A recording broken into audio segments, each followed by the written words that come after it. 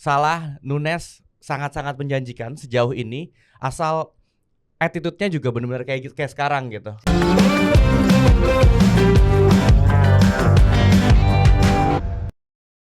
Jumpa lagi di Skoradar bersama saya Jalu Wirajati. Kali ini kita sudah kedatangan tamu yang sama seperti minggu lalu, Dharma. Ya, halo dari Kang Jalu. Fans Tottenham Hotspur, dan kali ini ada bintang tamu baru dari fans Liverpool, Febriansah Pradana. Halo, thank you. Assalamualaikum Kang Jalu. Waalaikumsalam warahmatullahi wabarakatuh. Ya, sebelum kita ngobrol-ngobrol soal Spurs lawan Liverpool yang berlangsung akhir pekan ini, gue pengen tahu dong komentar mereka tentang laga terakhir pekan lalu. Ya, hasilnya sih cukup positif lah bagi masing-masing tim. Spurs bisa menahan imbang Arsenal. Gimana pendapat Dharma? Sebenarnya kalau bicara tentang dari sisi Spurs, sebenarnya 4 gol itu diciptain sama Spurs semua tuh. 4-0 dong harusnya.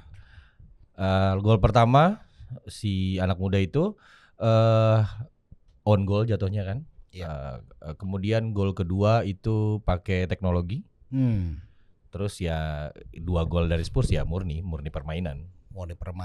Tapi ya gue ingin menggarisbawahi bagaimana Son luar biasa ya ketika dia ditarik keluar, memberikan kapten kepada Romero yang memang mentalnya harus diangkat ya. Ketika dia harus mengakibatkan gol yang terjadi dari Arsenal. Itu dari Spurs. Coba dari fans Liverpool yang akhirnya setelah berapa pertandingan bisa menang cukup meyakinkan melawan West Ham United. Silakan, Feb. Ya, sebenarnya menarik ya. Kalau di sebelum match kan ada yang suka keluar-keluar gitu ya, katanya Liverpool bla bla bla. Cuma akhirnya untuk pertama kalinya kita bisa menang meyakinkan di Premier League setelah kemarin-kemarin katanya comeback king. Sekarang ya agak deg-degan juga sih. Babak pertama tuh masih yang agak-agak gimana ya, bisa dibilang kurang pakemnya lah gitu. Sama kita bisa lihat Liverpool kalau misalnya megang bola terlalu lama, potensi buat lawan ngambil bola tuh sangat-sangat besar so far, Mas. Jadi kayak Gerrard 2013 ya gitu. Jadi kayak ya sebenarnya potensi itu masih ada, tapi coba diminimalisir Klopp dan udah mulai enak nih mainnya gitu ya. Apalagi kalau kita lihat, kita kilas balik asisnya McAllister ke Nunes tuh benar-benar gurih sih, bisa dibilang gurih gitu. Dan 3 pemain depan sama-sama bekerja sangat maksimal kemarin gitu. Jadi kita rasa ini benar-benar meyakinkan dan semoga nextnya juga bisa lebih kayak gini sih. Nah, ini menarik sih, tadi bilang Nunes umpan McAllister. Tapi sebenarnya kalau duet Nunes Salah sendiri gimana sih komposisi terbaik menurut Febri di lini depan Liverpool? Ya terutama kita akan garis bawahi bahwa Nunes yang dalam 5 pertandingan terakhir memberikan assist dan gol yang cukup baik. Gimana? Iya. Kalau misalnya kita lihat sebenarnya best practice-nya Klopp itu ya 4-3-3 gitu. 3 front three. Kita tahu yang legendaris ya Salah, Mane, Firmino gitu. Sekarang diubah jadi ya karena juga regenerasi ya, ada Salah pastinya gitu kan, Nunes atau Jota, dan Diaz atau Gakpo. Dan tapi sekarang kita lihat pakemnya tuh benar-benar Nunes gitu. Kenapa Nunes gitu? Karena dia bisa ngasih missing link yang kemarin sempat dibicarain lah di front three-nya Liverpool, yaitu eksplosivitas. Dan Salah juga mendukung itu. Kalau kita lihat, kalau misalnya kadang orang mikir Salah itu pemain yang dalam tanda kutip agak serakah. Tapi kalau kita bisa lihat statistik, assist terbanyak di Liverpool saat ini ya Salah gitu. Dan Nunes sebagai salah satu yang receiver-nya lah gitu. Tapi nggak cuma mereka berdua, karena perlu didukung sama Diaz ya, yang memang sangat-sangat suportif di lini serang sebelah kiri gitu. Jadi Salah, Nunes sangat-sangat menjanjikan sejauh ini, asal attitude-nya juga benar-benar kayak sekarang gitu. Emang attitude-nya bermasalah? Attitude-nya maksudnya kayak benar-benar yang kalau misalnya kerebut bolanya diambil lagi, eksplosifnya juga dijaga. Jadi pemain lawan, back lawan kalau misalnya lama-lama megang bola juga agak-agak ngeri gitu kan. Iya, itu kan mentalitas Garacarua ya. Garacarua Uruguay yang memang selalu ingin bisa merebut kembali. Nah, kalau di Liverpool ada yang luar biasa, duet Nunes Salah. Di Spurs pun ada 2 pemain yang disorot, yaitu bagaimana Son sebagai andalan utama dan juga James Maddison. Gimana Dharma melihat kolaborasi 2 pemain ini? Sebenarnya ini kayak duet baru gitu kan. Sebenarnya di sosmed juga banyak yang sampai bahkan bikin meme hubungan antara Son sama si Madison ini memang bikin Kane cemburu lah istilahnya gitu. Cuma ya secara normal ya memang tim butuh ini gitu. Iya.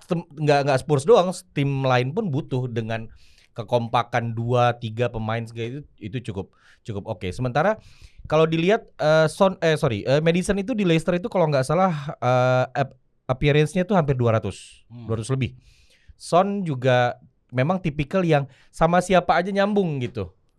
Nah, jadi memang dua orang ini tuh masing-masing tuh punya karakter yang mirip sama. Nah, kebetulan ketemu nih momennya gitu. Ya harusnya kan nggak usah cemburu, kan udah masa lalu ya. Kan Ya bener. bagian Son juga gampang ngobrol, kalau cewek ibaratnya enak komunikasinya gitu ya. Iya. Tapi ini menjadi pertanyaan besar nih, Madison main gak nih lawan Liverpool? Karena kan Spurs ini lagi badai cedera nih. Betul. Gimana kira-kira nih? Madison kayaknya sampai hari ini minus 6 hari sebelum ini 80% nggak akan main. Ya. Karena memang parah katanya. Cuma seharusnya Ainge masih bisa karena masih punya stok pemain. Contoh siapa kira-kira kalau misalnya Madison? Kalau ngelihat kemarin tuh kan yang kena cedera itu ada Brennan Johnson sama si Madison gitu kan. Sebenarnya kita masih punya kayak Højbjerg gitu kan. Kemudian ya tergantung sama formasi yang akan nanti dipakai gitu. Masih ada Højbjerg, masih ada si Emerson Royal dan segala macam. Sebenarnya nggak terlalu takut. Kalau ditanya takut nggak terlalu takut. Toh juga tim ini juga sebelum ada Madison juga udah ada permainan gitu. Yeah. Jadi nggak khawatir ada, mungkin karena kalian ngeliat Madison sama Son tuh kayak match made in heaven gitu ya. Iya, lagi chemistry-nya lagi bagus, kemudian tiba-tiba ada iya, seperti ini. Show must go on.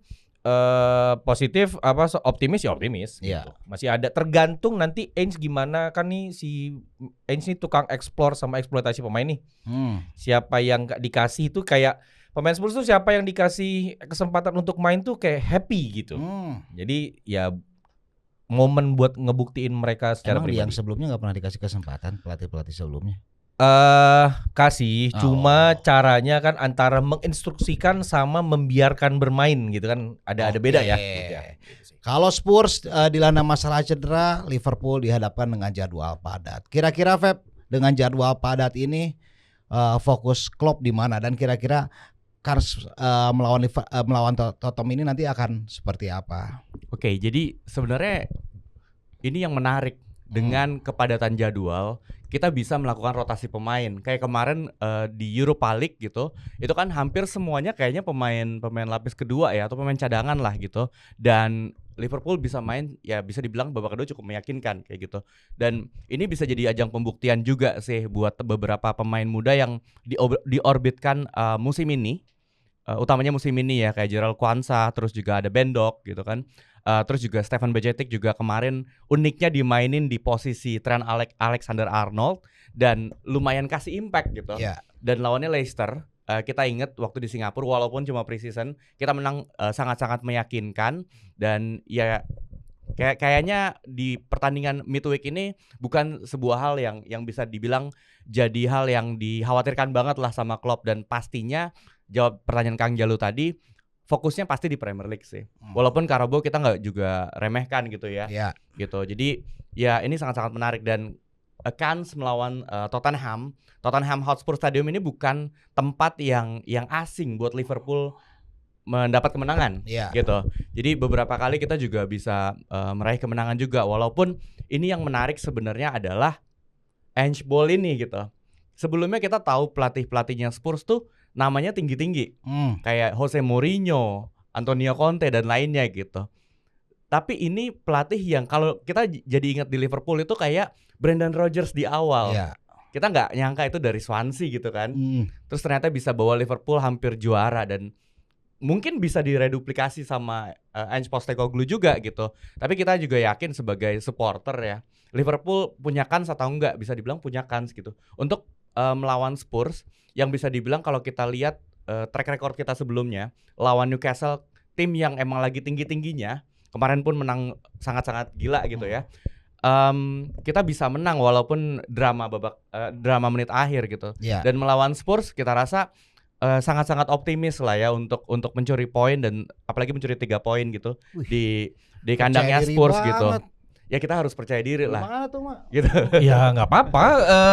Kayak Mas Febri bilang bahwa ya semua supporter pasti mau Ingin gimana timnya pun menang. ingin timnya menang. Toh Tapi- juga pertandingan kalau nggak menang kalah ya seri gitu kan. Iya. Cuman nanti kayak kemarin lah pertandingan lawan Arsenal kita lihat aja nanti. Dan kalau dibilang optimis ya optimis. Dan sebenarnya kandang Spurs itu ya nggak angker lah kayak Anfield gitu kan. Yes. Bahkan kadang-kadang Anfield pun saking angkernya juga tim sendiri susah menang gitu. Iya, Betul. benar, Saking angkernya dia benar. nggak pandang bulu tuh. Benar. Saking angkernya. Cuma, Angker tuh ya buat Liverpool sendiri gitu maksudnya. Benar, Gitu. benar. cuma ya itu karena kayak sempet gue bilang sama Kang Jalu kan ya, gue ngeliat Liverpool ini seperti perusahaan besar yang beberapa manajernya nih pergi gitu.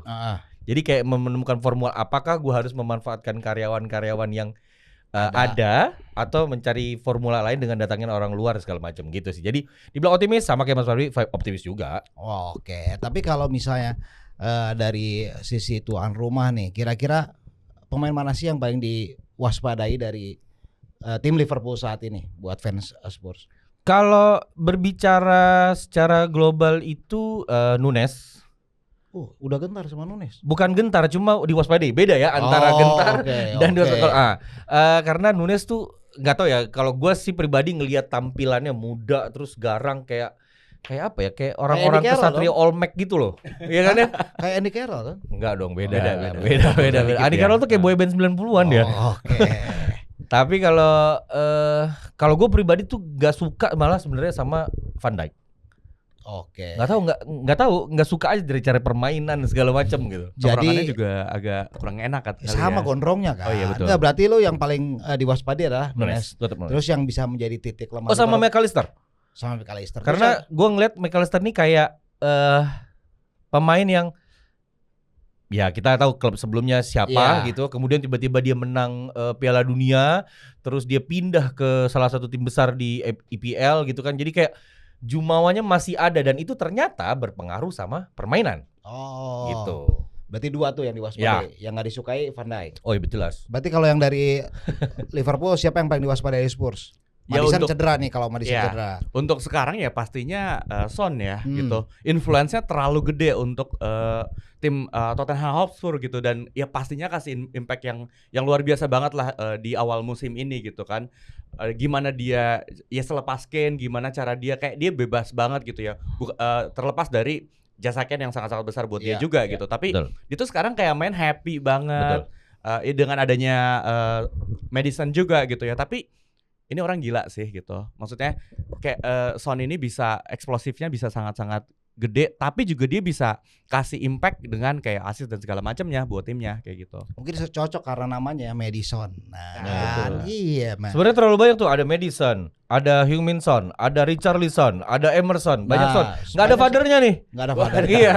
Sekarang ada Madison. Tapi lu cuma Son doang. Son sama nah gini, jadi uniknya kadang kalau Liverpool ini kiper tim lawan itu suka tiba-tiba bisa sejago kayak Buffon in prime condition gitu. Apalagi kita tahu kayak Vicario di awal juga naik terus nih, kita nggak nyangka gitu. Hugo Lloris tuh pemain dengan nama besar gitu. Hugo Lloris nggak main. Iya maksudnya untuk menggantikan Hugo Lloris gitu kan. Hugo Lloris tuh pemain yang dengan nama yang sangat besar, juara Piala Dunia juga gitu. Dan dia diminta untuk mengisi peran itu gitu dan nggak canggung. Jadi ya kiper ini sama Son benar-benar yang kita waspadai sih gitu. Emang luar. Gini nih, sekarang sebelum gua nanya prediksi dari masing-masing tim, kalau bursa transfer ini masih dibuka, siapa pemain dari tim lawan yang ingin diambil dan alasannya kenapa? Kalau gua sih sebenarnya pengen ngambil Nunes. Karena memang Spurs kurang nomor 9. Bukan kurang nomor 9 sih, tapi memang lini gedornya buat ngegedor orang tuh belum ada gitu kan. Paling Nunes kayaknya. Paling enak kayaknya buat dapetin. Paling enak Nunes. Buat gantikan bisa tuh. Jota lah. Jota kan kurang tinggi lah. Akan nggak perlu skill. Son juga pendek juga. Kan udah ada Son yang pendek. Iya Son butuh yang tinggi loh di tengah. Ini nego deh berapa? Atau enggak Van Dijk aja lah. Van Dijk gue ambil dari Liverpool tapi bisa gue jual lagi. Jadi nggak usah dari situ dia. Berarti untung. Iya. Bisa gitu ya. Bisa gitu. Coba kalau dari Spurs siapa yang pengen diambil? Kalau misalnya bursa transfer masih ada dengan kebutuhan pemain Liverpool ya, pastinya Maddison dong. Maddison itu kan kayak kalau gue main game FIFA, Football Manager tuh nama itu tuh pasti ada di list wonderkid. Iya. Di gua nggak ada. FM berapa? FM baru. Masa? Ya yang baru yang sekarang kan? Iya. Ya waktu sebelumnya awal, itu awal gitu. Oh. Iya, dan kita sempat mikir kayak ini kan Liverpool kurang pemain yang ini gini deh.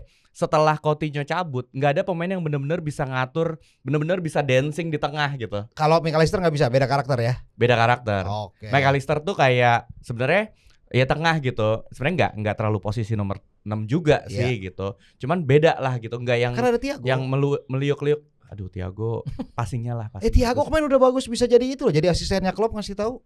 Bisikin Nunes. Ya bagus sih gitu. Cuman kita lihat kondisinya juga kan sering pakai BPJS kan Thiago ini gitu. Jadi kalau ya Maddison sih maksudnya untuk mengisi posisi yang sekarang gitu ya, yang kemarin gitu ya. Mau nggak dibarter Maddison sama Nunes? Ya enggak lah. Mau nggak? Ya mau lah. Tuh dia mau, kok lu nggak mau? Nunes tuh kayak potensinya gede banget gitu. Ya, kan baru potensi aja. Ya siapa yang tahu gitu kan. Ya dulu soal Anke bagus, potensinya Ryan Brewster bagus, nggak jadi juga kan. Beda, kayak ini tuh bener-bener yang kita ngerasa wah ini kayaknya nggak flop tapi memang dia butuh waktu. Kayak Fabinho dulu kan juga butuh waktu gitu. Lucas Leiva walaupun dibeli juga nggak terlalu gimana-gimana, tapi kan dia kayak step up-nya dan sekarang jadi apa sih sebenarnya unsung hero ya kayak gitu. Ya unsung gitu hero. Sih. Udahlah kebanyakan ngomong. Sekarang prediksi deh. Coba dari kemarin prediksinya bener loh, main atas bener kejadian kan. Iya. Gue masih sama, pasti Spurs akan kebobolan. Tapi 2-1. Menang Spurs. 2-1. Coba. Nah, jadi kayaknya Liverpool nih bakalan kebobolan dulu kan. Kayak comebacking lagi gitu. Karena kita pasti lihat Spurs ini bakalan neken dari awal. Ya. Dan stadionnya juga kan pasti ngasih peran yang luar biasa juga gitu kan. Liverpool kebobolan di awal, mainnya jadi lebih pakem lagi gitu kan. McAllister mainin peran yang bakalan gede banget. Asal dia nggak lama-lama megang bola. Jadi mungkin 2-1 atau tipis 3-2. Tapi keren sih kayak 4-3 kayak musim lalu gitu ya. Gitu. Liverpool juga menang? Ya menang lah. Kalau gua sih pegang imbang lagi nih kayaknya nih, kayak Spurs kayaknya rentet imbangnya. Ya tapi memang kebobolan. Dua tim sama kebobolan. Mari kita lihat prediksi siapa yang akan benar. Saya Jalur Wirajati pamit undur diri. Sampai jumpa di Skor Radar berikutnya.